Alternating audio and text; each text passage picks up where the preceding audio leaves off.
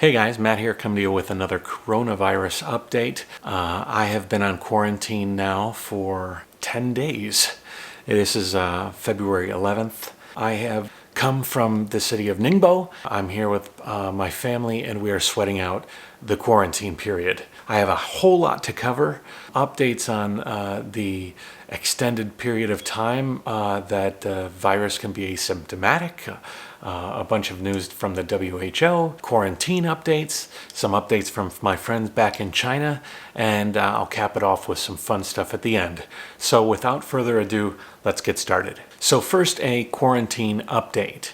Everybody's doing okay. We're going a little bit stir crazy, but everybody is finding their own way to keep themselves busy. My daughter Eva is playing with dinosaurs.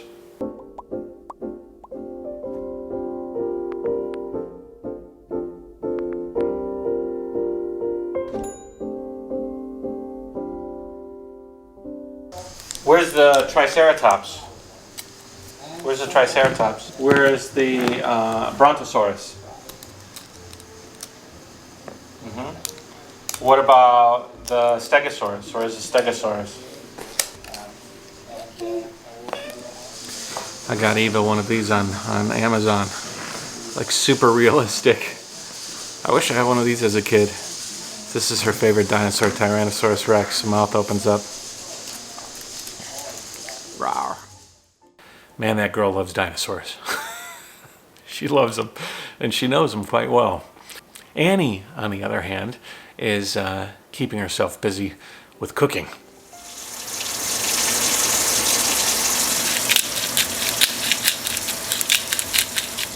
What's cooking? Rib soup. Yeah. Are you driving mommy crazy? Baby. Are you driving mommy crazy? Mommy.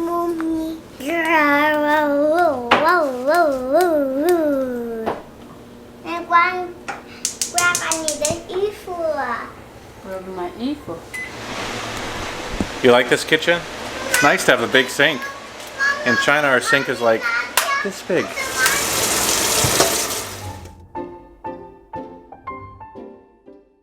I have been keeping myself busy with other things. I've been buying a lot of stuff on Amazon. They deliver to the house, which means I don't have to go out of this house. We can maintain very good isolation.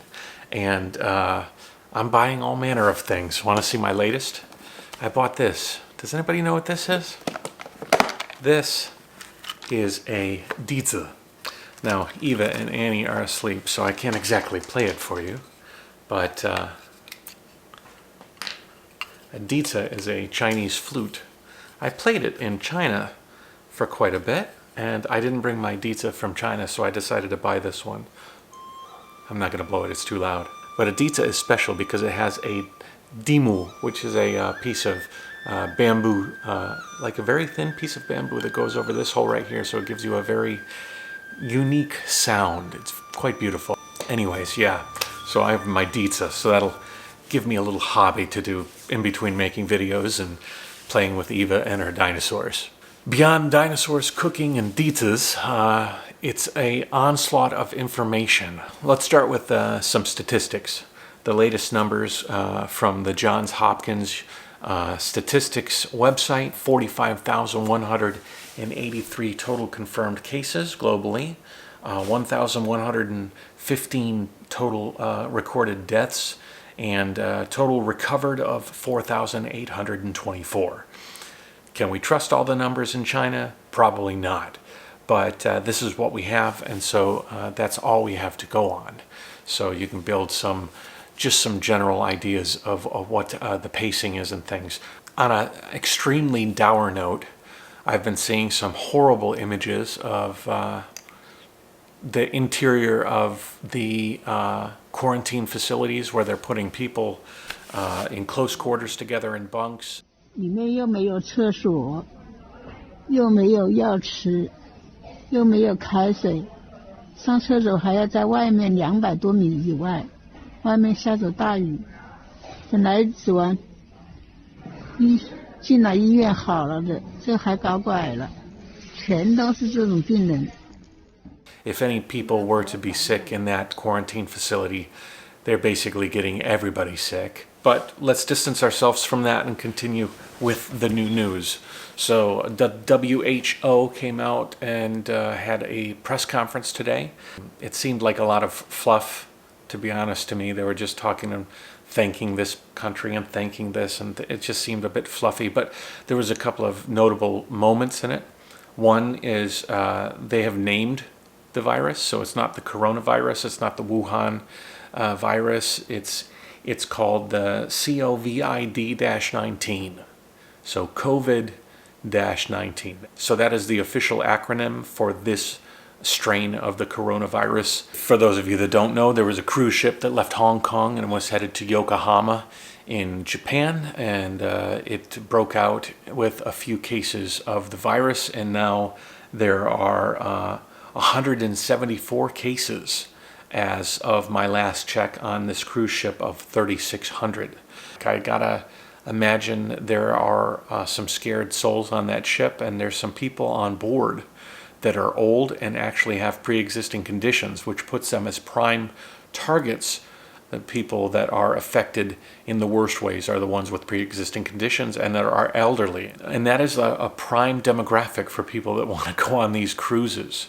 There was even a story of a person that had it, because the people that actually get the coronavirus in the ship are transported to hospitals in Japan, and the people that are taken off the ship are almost relieved because, okay, well, we have it, we're going to get treated, and meanwhile there's a ship full of people that are wondering. So some of these people are going to be on the ship for longer than the people that are going to get treated and released after they've overcome this virus. So it's almost like people are like, just get me this virus so I can get off this ship. I got to imagine there's some really mental battles going on with people who feel like maybe it's the best thing to get this virus so that they can kind of move on with their lives, as opposed to being like stranded on this desert island of a ship. Coincidentally, I'm watching TV today, and I'm seeing just ad after ad after ad of cruise ships. Yeah, just seems like the wrong time to promote a pleasant cruise. Another piece of news is Beijing and the government are prepping people to go back to work. Farmers and factory workers and people all over China are sort of being encouraged to start thinking about going back to work, which could be the worst possible thing for this virus, but at a certain point, people have to start living their lives. I'm concerned about a lot of people who might be living close to paycheck or are on the poverty line. And I don't know what kind of assistance China gives to people in those positions. So let's hope that people can get back to work safely. We'll be seeing that situation kind of evolve over the next week or two. Okay, now the big news. So there's a scientist named Zhongshan. He worked on the SARS outbreak a number of years ago, and he's fairly renowned. He filed a report and did a bunch of statistical tests on the coronavirus, and he came up with some interesting results. One of the results was written kind of into his report, was that he was giving the time that you can be asymptomatic but still have this virus of 0 to 24 days. Normally, there's a 2-week period of time that if you have this virus, it will display itself. And so that's 1 to 14 days. But in his report, he was listing it as 0 to 24 days. So instantly, people started messaging me. I was inundated with comments. One of the reasons why I haven't put out a video in the last couple of days is because I was not sure what this information meant for my quarantine, for people's quarantines all over. I wanted to wait until some more information came out regarding this new data. If what he was saying was true, you could have this virus and not display it for 24 days and be out in the public spreading it around.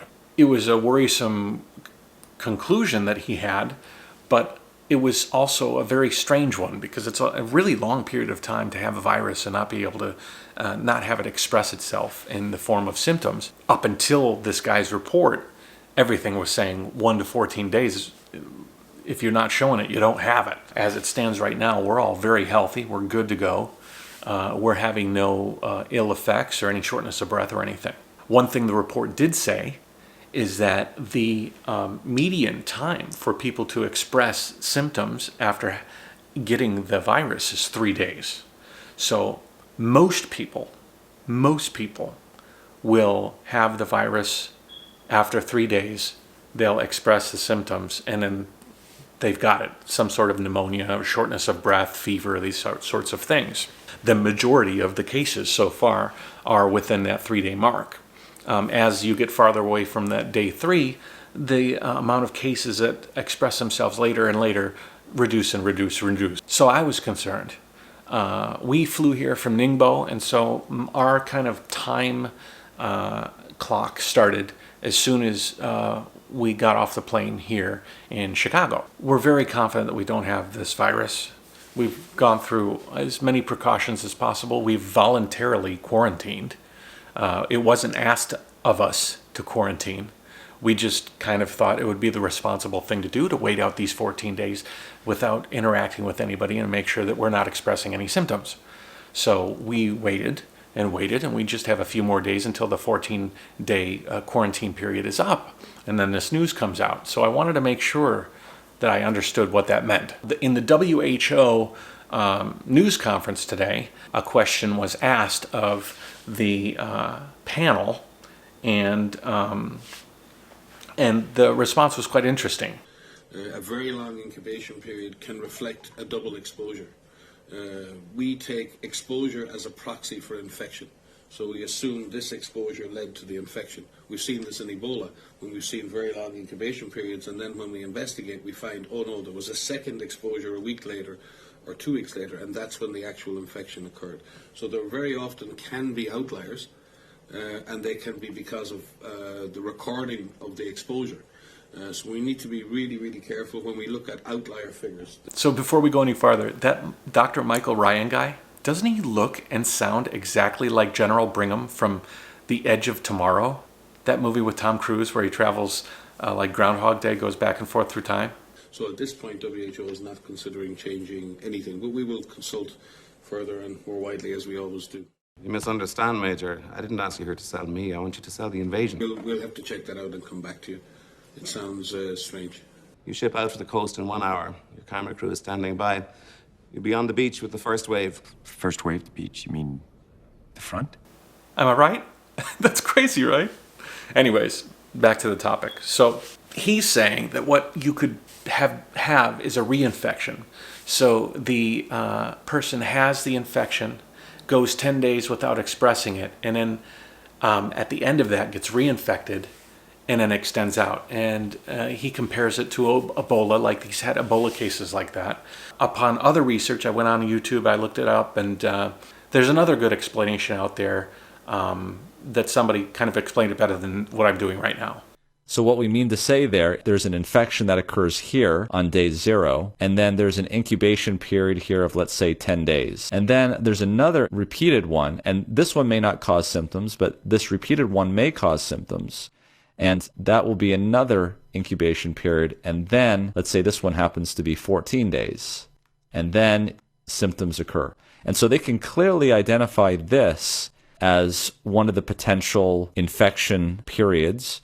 And they look at this, of course, as the symptoms. What they don't realize, though, is that there is another infection that occurred and that the total, when added up, yes, it comes out to 24 days. But that's not the incubation period of this infection to this symptom. There is another one there. On top of that, the actual original researcher, Zhongshan in China, actually came out and said, hey, everybody, calm down. Let's not jump to conclusions. Even I am not saying that we should all extend our quarantines out to the 24-day mark. And so I am not going to extend our quarantine out that long. If crazy scenario, somebody on our flight had the disease, the odds of having it expressed out 24 days, having somebody reinfected, it's not even possible because there's not people around to reinfect. If there was somebody that did have a virus on that plane and he was giving it to anybody, then those people would express symptoms more along the lines of that 3-day mark. And we would have heard something from the airline. They would have called us and said, you need to come in because we need to test you. So we are going to continue on the 14th, 15th. We're going to go home to my hometown, and we are going to consider ourselves uninfected. I'm glad that I didn't jump to too many conclusions when I first heard of this, because I was a bit shocked when I first heard this number, 24 days. Glad that I held off. I kind of thought about the news. I realized that it could have huge implications for me and people all over the world who are kind of either voluntarily quarantining like myself, or people that are under quarantine that are directly out of Wuhan. But everybody involved is still taking this 2-week quarantine period as the period of time to go by. And it makes a lot of sense considering the results that everybody with scientific minds are saying about the fact that this extended one case, it's really just one case, is a reinfection. A reinfection from somebody who had it for a period of time, didn't exhibit it, then reinfected himself, and so it extended out double. I am here in Chicago. I have friends all over China that are going through their own versions of quarantine and life in the infection zone. I have a friend named Paul in Zhongshan in Guangdong province, and he's been there for about 3 years teaching, and he is isolated inside campus, and so he's living an interesting life isolated in campus, and he sent me some videos, so I'll show you that in a couple of seconds. If you're interested in his story, I'll leave links for his account below, and you can take a look at his story. But yeah, we all have interesting stories to tell, and so here's Paul's. I have run out of food, fresh food. I have an enormous amount of rice that the college has actually gifted me over the last year or so. But I don't eat rice very often, so I've got a lot of it. I have been cooped up here on this campus for 10 days. I have great friends who have offered to bring me food. One of my friends was ready to do it. I prepared a list, and then last minute his wife said, no way, you can't go. After a lot of debate and argument, the college is allowing me to leave to go downtown to get some food. And so they stopped me even before the front gate, and they're radioing ahead. So they gotta call the president of the college, apparently. So I gotta wait because they need more authority. Okay, cool. Okay, hey, shit. All right, so I gotta turn around and go out the other exit, apparently. Now, see, they've blocked off the road. I can't get out this way. All right, so the word is most of the restaurants are closed. The Zhongshan government has a rule that you cannot have a dining area. So if you go to a restaurant, you can't eat there. So most of the restaurants that are still open are takeout only. Yeah, it's funny. The college keeps calling me. Where are you? What are you doing? And I say, okay, just making sure. Be sure to not touch anyone. Don't talk to anybody. And come right back. Lots of food. No worries about any of this. Tons and tons of food. Okay, here, many stores closed. That was the only place I could find masks. Closed the walking street, which also means that Liho Plaza is closed. Of course, any store that you go into, they are checking your temperature. So Starbucks is closed. You can order on their app and you can come pick it up, or you can have it delivered, but you cannot go to the counter and order. Face masks are still, and it's not like any store is going to advertise, yes, we have face masks, come and get them. Successful food trip, and I'm pretty well stocked for probably another 10 days or so. Anyways, I'm very thankful they let me out. So yeah, I'm going to wrap this one up. Let me end today's episode with something a little bit lighthearted. I'll try and finish every episode with something a little bit lighthearted. Everybody in China is trying to protect themselves in public when they go outside to do shopping and things like that. And so I found a video of somebody with a very interesting idea on how to protect himself when they go out and they do shopping outside their home.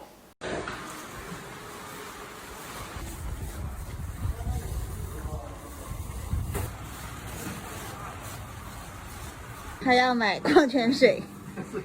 天哪，你别吓我好不好？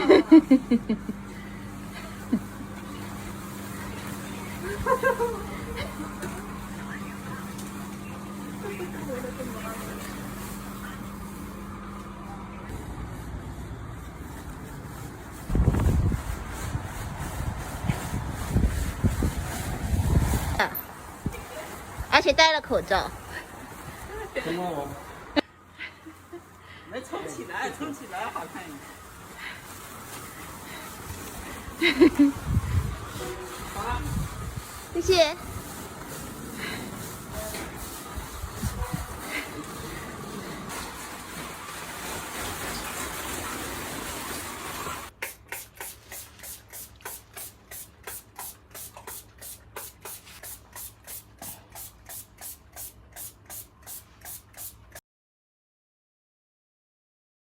The dinosaur method of outdoor protection. Thank you for watching. Subscribe to my channel if you want to hear more updates. I'll continue updating as we wrap up our quarantine here and then head back to my family's home. If there's anything that you'd like to know, please let me know. If you have an interesting story you'd like to tell or you'd like me to share on the channel, you let me know and I'll include you in the next couple of episodes. Otherwise, stay safe if you're in China. Jayoe, and if you're anywhere else in the world, be safe, be smart, don't panic, and take it day by day. Take it easy, guys. Bye-bye. Dad, can get me cut and then I eat? Okay. You want to cut? And then you'll eat it? Okay, there's 1, 4. 5, Grandma. Okay. This is 5. That's 5? Mm-hmm. Okay. Dad, I can have my finger cut. Yeah, you're going to use your finger to cut it. Okay. Go for it. Oh, yo. Now we cut a 5. Okay?